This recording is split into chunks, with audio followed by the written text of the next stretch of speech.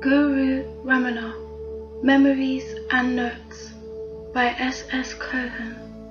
Part 1, Retrospect. Arrival. The 3rd of February, 1936. Early morning, saw my horse cart rolling on the uneven 2.5-mile road from Tiruvannamalai railway station to Ramanashram. 2 sleepless nights in the train from Bombay found me tired in body and mind. My head was swimming and my senses were confused. I had hoped for some rest in the Ashram, but when I arrived there at last, there was not a soul to be seen anywhere. Presently, a corpulent man with a giant rugged head and scarlet-red lips from perpetual chewing of betel-nuts appeared. He was, I later discovered, the legal advisor of the Ashram, who sometimes acted as the de facto sarvadhikari manager as well. "Is that Mr. Cohen? Follow me quickly before the Maharshi goes out for his walk," he called out. I obeyed, extremely eager to see the great sage who had haunted me night and day for 3 long months. I was led to a small dining room, at the door of which I was asked to remove my shoes.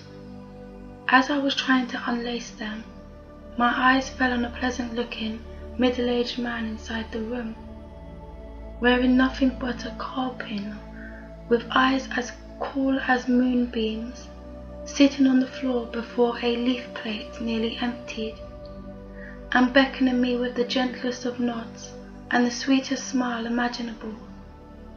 He was the Maharshi himself. My mind, which was already in a state of haze, grew now more confused in my haste to enter, but the shoelace resisted, so I tugged at and broke it. Just then my guide appeared again and said, "If you have any fruits to offer, bring them now." "They are in my suitcase," I replied, and plunged my hands into my pockets for the keys. But the keys had gone. I had dropped them in the train or at the station, I did not know where, in my hurry to race to the ashram. I told this to the legal advisor and immediately forgot all about them and entered the room. It was then the ashram's custom to honor the newcomer by giving him his first meal in a line directly opposite the Maharshi's seat, and at hardly 4 feet distance from it. My leaf plate was thus placed there with 2 rice cakes on it. I took no notice of the cakes, although my hand fingered them, but directed my whole look at the peaceful countenance of Sri Bhagavan.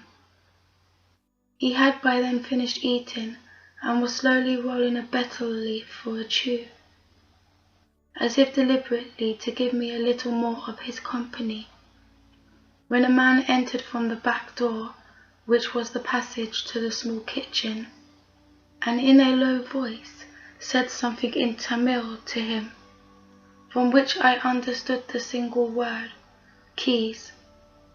Then Maharshi rose, looked at me by way of farewell, and left the room. I hastily swallowed half a cake, gulped the cup of tea, and went out in search of the room to which my luggage had been taken. But alas, I could not have a bath or a change of clothes. Everything was locked up in the suitcases. I was greatly embarrassed and started thinking of breaking them open, when someone announced that Sri Maharshi was coming to the darshan hall. I stopped thinking and rushed straight to the hall, with my hat and full suit on. Behind me calmly walked in the tall, impressive figure of the Maharshi, with leisurely though firm steps. I was alone in the hall with him. Joy and peace suffused my being. Never before had I such a delightful feeling of purity and well-being at the mere proximity of a man. My mind was already in deep contemplation of him.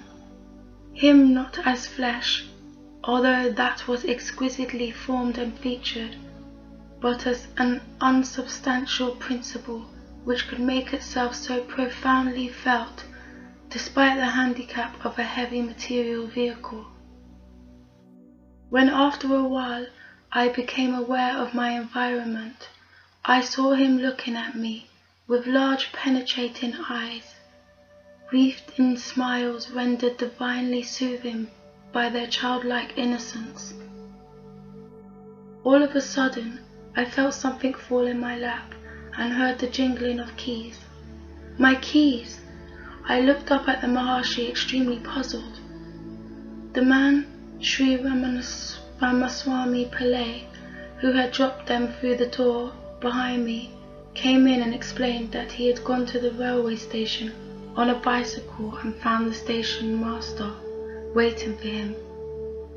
It appears that during the few minutes that the train had stopped at the station, a passenger had providentially entered the very compartment I had vacated, and seeing the keys on the seat, he picked them up and, wonder of wonders, ran up to the station master and handed them over to him.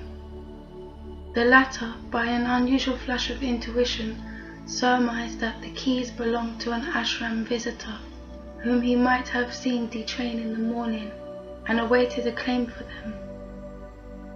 It was a series of miracles which occurred on my behalf in the short space of barely 90 minutes, of which I was blissfully ignorant, absorbed as I was in the entrancing personality of this magnificent human magnet, Sri Ramana Bhagavan.